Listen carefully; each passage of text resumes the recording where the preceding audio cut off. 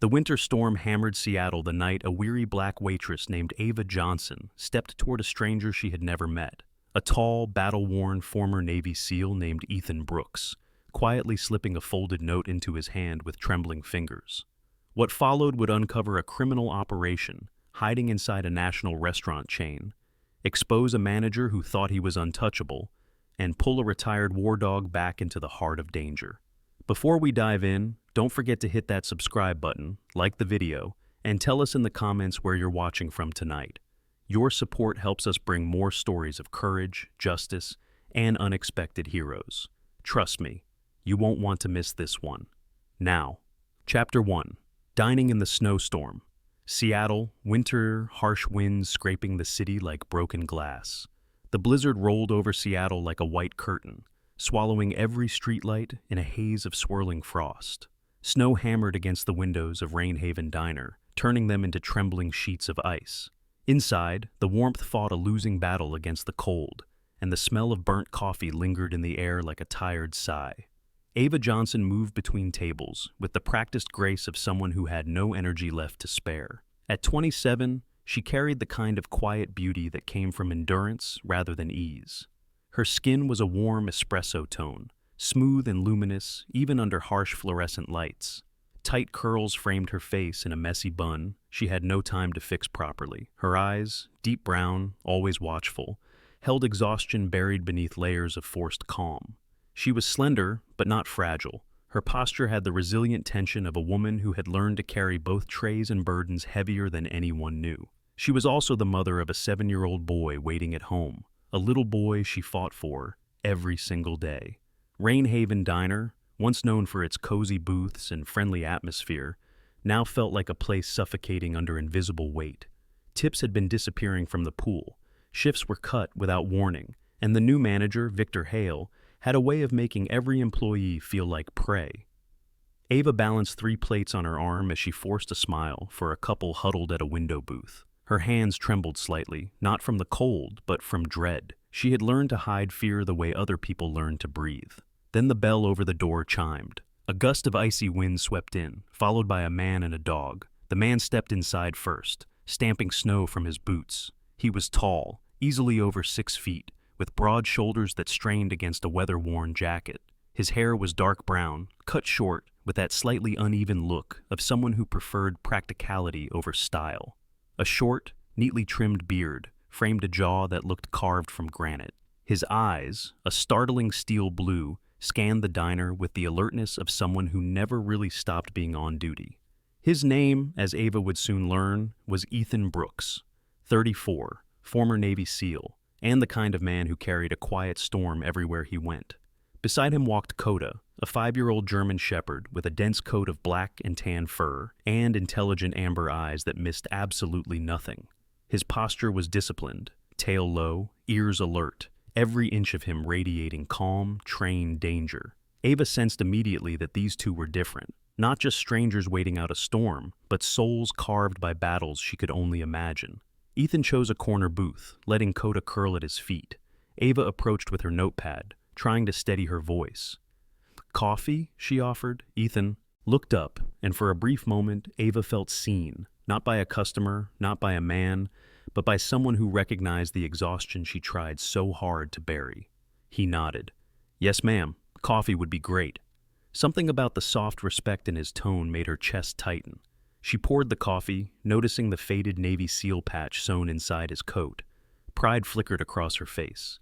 "You served?" she asked gently. He nodded once. "Feels like a lifetime ago." They exchanged only a few words, but the warmth in his voice chipped away at the freezing cold inside her. But then she felt it, that prickling at the back of her neck.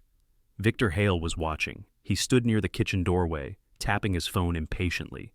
Tall, mid-40s, icy blonde hair slicked back with the precision of a man who desperately needed control. His face was sharply angled, handsome in the way a knife was handsome. His eyes, pale, calculating, had the uncanny ability to make Ava feel small even from across the room. She turned away quickly, but Ethan noticed. He always noticed. Ava returned to his table with the check, her hand shaking slightly. And in that moment, driven by a courage she didn't even know she still had, She slid a tiny folded note beneath the receipt. A desperate act. A silent scream for help. Ethan unfolded it when she walked away. Her handwriting was shaky, urgent. Please help us. The manager is doing terrible things. He watches me. Don't call the police. He has people inside. Ethan lifted his gaze slowly. Ava stood across the room, pretending to wipe a table, but her shoulders were stiff, her breath uneven. She didn't dare look at him, yet the fear trembling through her body was unmistakable. Coda's ears rose sharply. A low growl rumbled in his throat. Then the back door slammed open.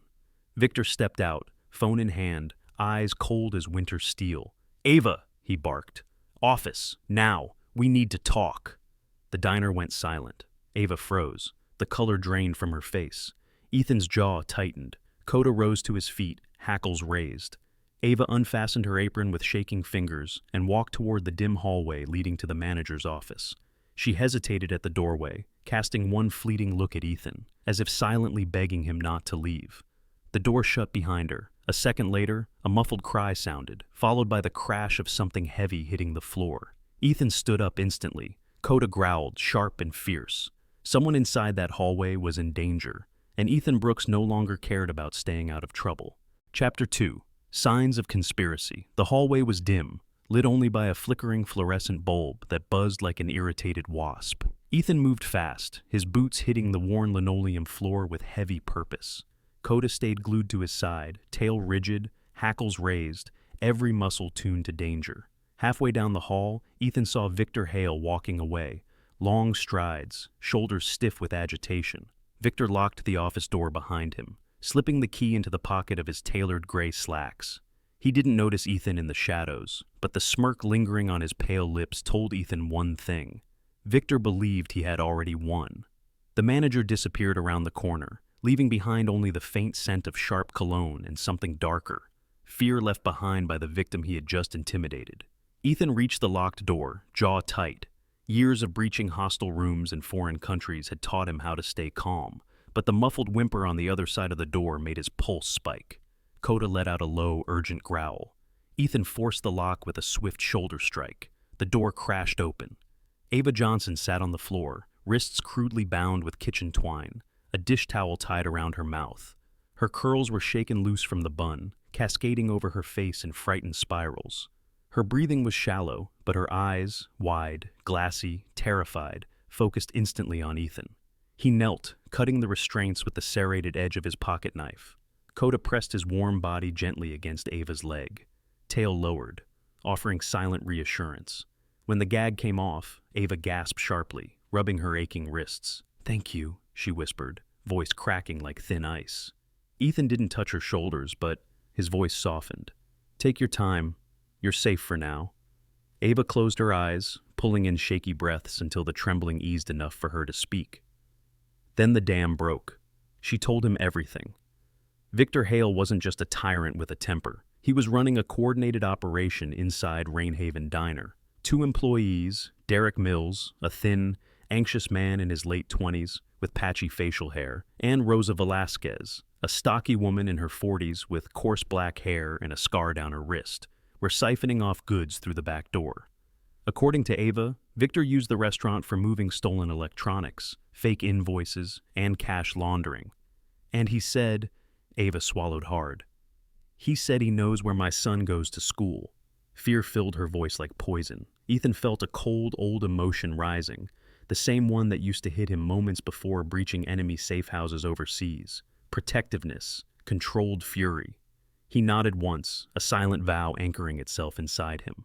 Coda suddenly stiffened, his nose pressed against a small metal cabinet in the corner. Ethan opened it slowly. Inside was a cloth pouch of cash, rolled bills stacked tightly, alongside folders filled with falsified invoices and shipping receipts. More evidence than he expected. Ava's voice dropped to a whisper. "He hides things everywhere. He thinks no one will ever stop him because his cousin works in the Seattle Police Department." A beat. And he's right. Everyone who tried to complain was shut down. Ethan exhaled a slow, icy breath. Corruption in law enforcement. That complicated everything. He tucked the folders under his coat. "We're not going through the police first," he said. "We build the evidence properly. We stay smart." Ava stared at him, her eyes searching his face for something. Certainty, hope, maybe salvation. "Why are you doing this?" she asked softly. Ethan hesitated. He didn't want to explain that a year ago, overseas, he had failed to save a civilian woman trapped in a similar situation. He didn't want to explain the nightmares that clawed at him. He didn't want to admit that seeing Ava's fear had awakened a vow he thought he had buried with his uniform. Instead, he said simply, "Because no one should face this alone." Ava's lips trembled, but a hint of relief slipped through. They slipped out the back door of the diner into the swirling storm. The wind hit them instantly, violent. Snowflakes clung to Ava's eyelashes. Coda lowered his head against the gusts, pushing forward with determined steps. The city was quieter than usual, streets blanketed in white, trees bending under the weight of winter. Their breath rose in foggy spirals as they walked. Ava clutched her coat tightly. "I'll take notes on everything he does," she said. "Dates, times, people involved, anything that could help." "You won't be alone in this," Ethan replied. For a moment, they walked in silence, listening to the howl of the wind. Then Ava stopped. She turned to Ethan, her face pale as the snow around them. "Ethan," her voice was barely audible. "Victor knows you saw the note." Ethan froze. Coda turned sharply, ears pricked, nose in the air, sensing something Ethan hadn't noticed yet. A car engine somewhere in the whiteout, a shadow moving behind a street lamp, a feeling, cold, precise, of being watched. Ethan felt it too. The hunt had already begun. Chapter 3. Storm in the dark. Night fell early over Seattle, as if the sky itself wanted to hide from the storm that clawed at the city. Snow pushed against buildings, rattled loose shutters, and swallowed every sound beneath its icy blanket. Ethan moved through the shadows, with Coda at his heel, their breaths forming ghostly clouds in the frigid darkness. For the past several nights, they had tracked Victor Hale's suspicious deliveries, small trucks arriving at odd hours, boxes labeled kitchen supplies, despite weighing far too much, and men with cautious eyes who never stayed long. Ethan's instincts sharpened with each observation. Years as a Navy SEAL had trained him to see patterns in chaos, and the pattern here was unmistakably criminal.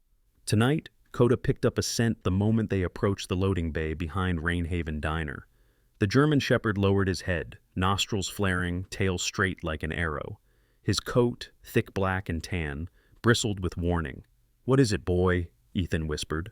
Coda pressed his nose against a large cardboard crate. Ethan listened. There was no movement, no ticking, no mechanical sound. But when he cut open a small flap with his knife and shined a tiny flashlight inside, he saw the unmistakable shape of metal components. Not kitchen supplies. Weapons. Smuggled, unregistered, dangerous. Ethan let the flap fall closed, his chest tightening. This wasn't petty corruption. This was federal-level crime. Meanwhile, Ava Johnson was living in a world where every glance over her shoulder felt like a countdown. Victor's suspicion had turned into something colder and more predatory. She noticed him watching her during shifts, lingering too long behind her at the counter, his pale eyes tracing her movements with malicious patience. She tried to play it calm, but her dread grew heavier by the hour. One night, while carrying groceries up the narrow stairs of her apartment building, an aging complex with peeling paint and flickering hallway lights, she felt it again. A presence. Someone following. Her breath stopped. She turned, and Victor Hale stepped out of the shadows. His face was illuminated by the dim yellow light, sharp cheekbones, lips curled in a mocking smirk, eyes glinting with the satisfaction of a predator cornering its prey. "You're out late," Victor said, voice smooth like cold oil. "Busy night?" Ava hugged the grocery bag to her chest. "Leave me alone." Victor stepped closer, close enough that she could smell his cologne, metallic and bitter. "I think we need to have a little talk," he whispered. Before he could say more, a deep, vicious growl erupted at the end of the hallway. "Coda." The dog burst forward, fur standing on end, teeth bared in a threat that froze Victor in place. A split second later, Ethan appeared behind Coda, expression carved with fury and calculation. Victor retreated immediately, hands up in fake surrender. "This isn't over," he hissed before slipping down the stairs and vanishing into the icy night. Ava's knees nearly buckled. Ethan caught her gently, his strong hands steadying her. "You're safe," he murmured.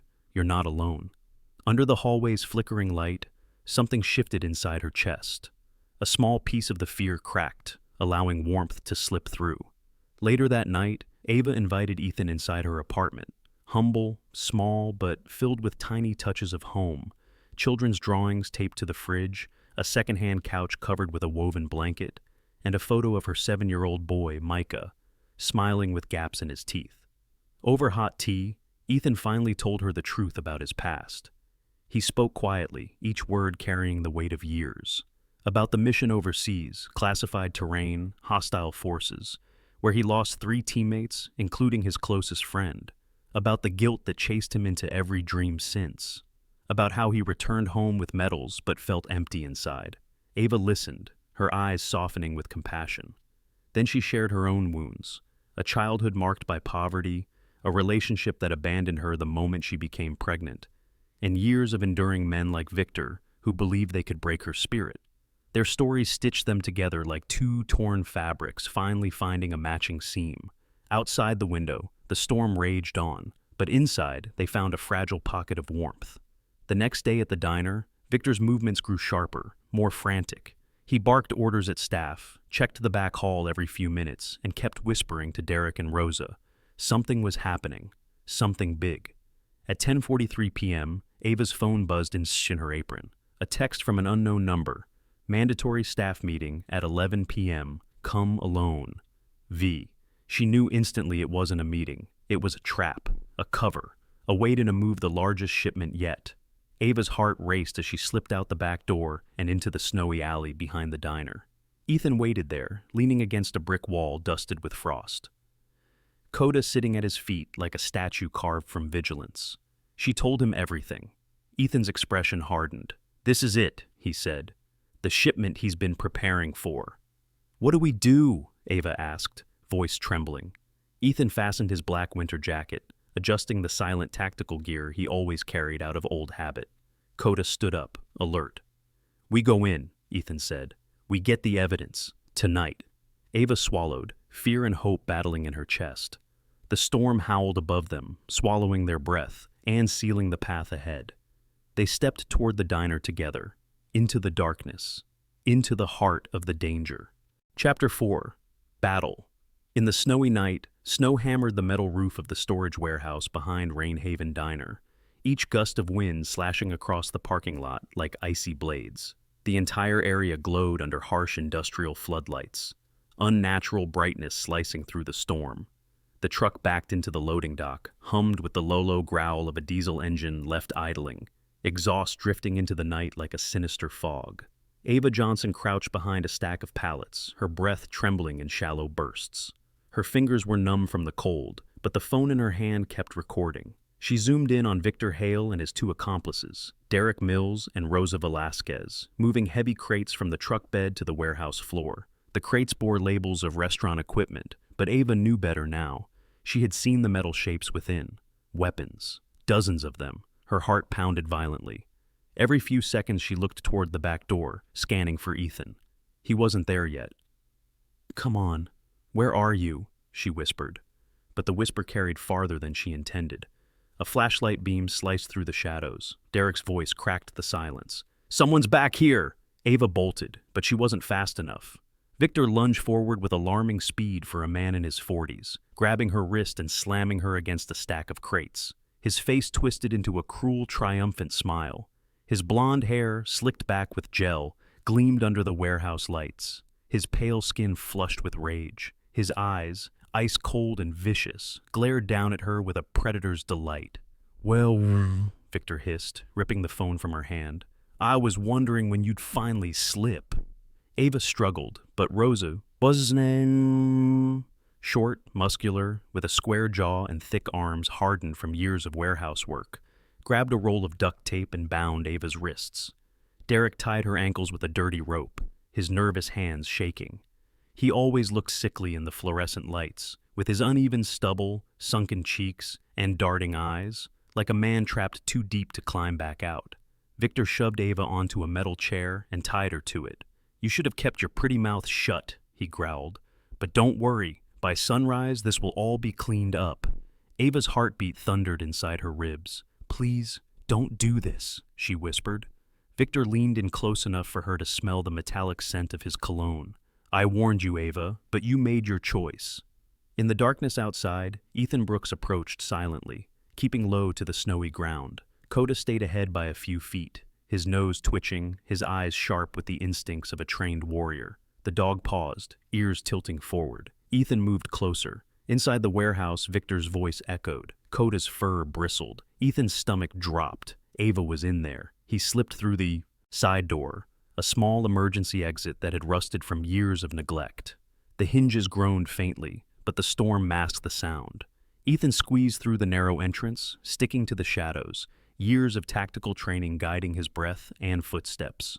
Coda crept ahead, silent as a shadow. From behind a tall rack of boxes, Ethan saw her, Ava, tied to a chair, terror shaking her entire body. Victor stood in front of her, gesturing angrily at Derek and Rosa. Ethan's jaw clenched so hard his teeth ached, but he couldn't rush, not yet. Not until he positioned himself between Ava and the gun Victor inevitably carried. He gave Coda a hand signal, silent, precise. Coda crouched, ready. Victor turned and saw movement. "You!" he roared. "I knew it!" He yanked a handgun from his waistband and aimed directly at Ethan. Ethan dove behind the nearest shelving unit, metal rattling against his shoulder. The gunshot boomed through the warehouse, hitting a crate above his head. "Get him!" Victor shouted. Derek sprinted toward Ethan, but Coda moved faster. The German Shepherd launched forward with terrifying force, jaws locking onto Derek's forearm. Derek screamed and dropped the pipe he was holding. Coda held him down, teeth bared, snarling. Rosa grabbed a metal wrench and swung. Ava kicked the shelving with all her strength, tipping a row of boxes. The loud crash startled Rosa, giving Ethan the second he needed. He lunged, tackling Victor from the side. The gun clattered across the concrete floor. Victor clawed at Ethan's face, but Ethan's strength, honed through years of war, overpowered him. He twisted Victor's arm back, pinning him. Victor screamed in rage. "You ruined everything!" Ethan didn't respond. He pushed Victor face first into the floor and held him there. Blue and red lights exploded through the warehouse windows. The doors burst open. Federal agents stormed inside, men and women in tactical uniforms, weapons raised, voices shouting commands. Ethan had called them earlier, but never expected them to arrive this fast. Snow swirled into the warehouse as agents spread out, securing the area. Victor, Derek, and Rosa were handcuffed and dragged away. The moment Ethan knew Ava was safe, his strength faltered, just slightly. He rushed to her chair, cutting the tape with trembling hands. When Ava was finally free, she collapsed into his arms, sobbing. He wrapped his arms around her, holding her tightly, his breath warm against her hair. "It's over," Ethan whispered. "You're safe. I've got you." Coda approached, gently placing his head on Ava's knee, amber eyes filled with soft reassurance. For the first time in weeks, Ava let herself breathe, really breathe. The storm outside raged on, but inside the warehouse, a different kind of storm had finally come to an end. Chapter 5. When Winter Finally Lets Go. The storm had passed, but Seattle still wore winter like a heavy coat that refused to come off. Snow clung to rooftops, icicles hung like crystal daggers from fire escapes, and the streets glimmered under pale morning sunlight. Yet inside Rainhaven Diner, the air felt warmer than it had in months. The diner reopened under federal oversight, the crime scene tape removed, the shadows Victor Hale left behind slowly fading. A new general manager had arrived, a woman named Margaret Fields, sent from the corporate office to stabilize the chaos. She was in her early 50s, tall and strong-boned, with silver-streaked chestnut hair worn in a neat bun. Her dark brown eyes were steady and calm, and her bearing had the quiet authority of someone who had run restaurants her entire life. Her warm, low voice reassured the staff as she moved through the diner, noting repairs, updating schedules, treating each worker like a person rather than a number. Margaret took one look at Ava Johnson and said, "You've been holding this place together far longer than anyone realized." Her smile was genuine. "Let me help you hold it a little longer." It was the first time Ava felt truly valued since she had started working there. Ava returned to work part-time while the investigation continued. Though her wrists still carried faint red marks from the duct tape, her spirit felt lighter. She walked with steadier steps. Her curls bounced freely around her face, no longer forced into a tight bun out of anxiety. Even her eyes, still soft brown, still watchful, held a spark of hope that had been missing for years. Coda, of course, had become something of a local hero. Customers often bent down to greet him as he lay calmly near Ethan's feet, his thick fur glowing in the warm diner lights. Children giggled and whispered about the brave warrior dog, and Coda accepted their awe with dignified patience. Ethan Brooks sat in his usual corner booth, sipping a mug of hot coffee. His beard was slightly longer now, stitched with frost when he walked in each morning, but his eyes looked clearer, less haunted. He had been offered a temporary role as a security consultant for the chain, and though he accepted the work, he stayed close to Rainhaven Diner for one reason alone: Ava. Today she emerged from the kitchen carrying a tray of fresh pastries. When she spotted Ethan, her steps slowed involuntarily. Her heart warmed in a way she could no longer deny. "Morning," she said as she approached. "Morning," Ethan replied, his voice soft, steady. "How are you feeling?" Ava set the tray on the counter and exhaled. Lighter, stronger, like winter might finally let go. Coda nudged her leg gently, tail thumping once. She smiled. "You too, buddy." But the healing wasn't only hers.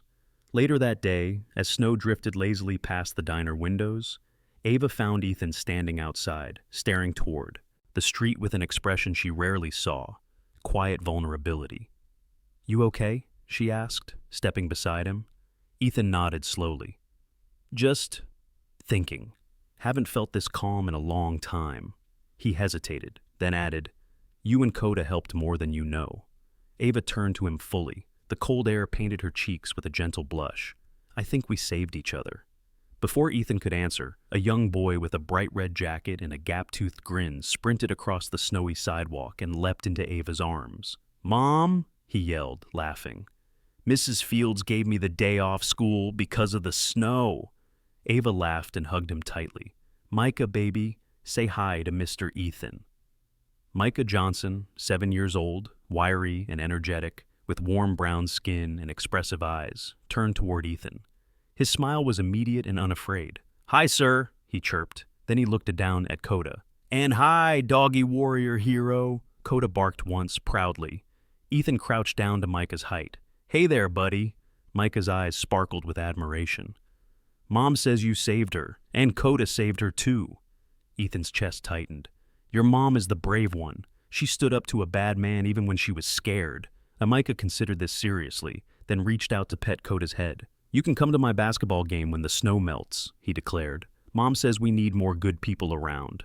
Ava's eyes widened slightly at her son's boldness, but Ethan smiled, gently, gratefully. "I'd like that," he said. Micah grinned and ran into the diner, leaving them alone in the falling snow. Ava looked up at Ethan, her breath visible between them. "He likes you," she said softly. Ethan swallowed, the weight of her words settling into his chest with startling warmth.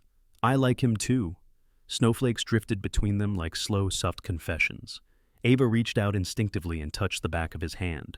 Hesitant at first, then with growing certainty. Ethan didn't move away. Coda sat between them like a silent witness, tail sweeping the snow. Ava whispered, "If you want, there's room in our life for you, for both of you." Ethan's breath caught. He had spent years learning to survive storms, physical, emotional, invisible, but for the first time in a long time, he felt something close to spring, and when he finally spoke, his voice was steady. "I'd like to be part of that." Coda barked softly, as if approving. The wind eased, the snow lightened, and winter, stubborn and cold, finally began to let go.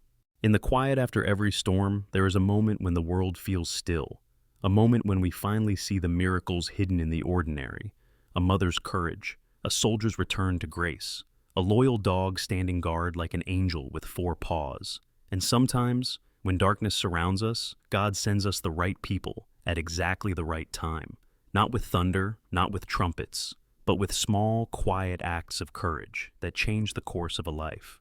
If this story touched your heart in any way, let it be a reminder that miracles still walk beside us, in kindness, in protection, in second chances.